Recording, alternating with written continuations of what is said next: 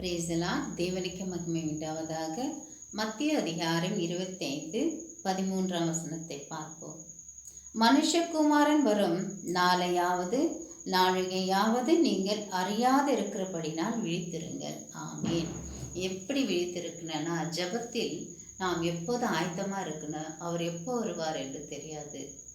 நடு ஜாமத்திலே கல்லனை போல கூட வருவேன் என்று சொல்லியிருக்கிறார்.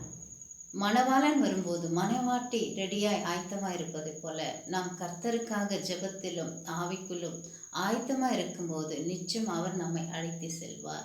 அப்படி தாமதித்தார், கதவுகள் அடைக்கப்படும் என்று சொல்லியிருக்கிறார். இந்த நாளிலே நமக்கு அழைப்பில்லாமல் போய்விடும், காத்திருந்தும் வீணாய் போய்விடும். அதனால் எப்போதும் ஜெபத்திலும் ஆவிக்குள்ளும் நாம் அக்கினியாய் இருக்கும்போது அந்த நாளில் அவர் நம்மை அழைத்து கொண்டு செல்வார். அதுதான் மணவாளன் வரும்போது மணவாட்டி ஆயத்தமாக இருக்கணும் என்று.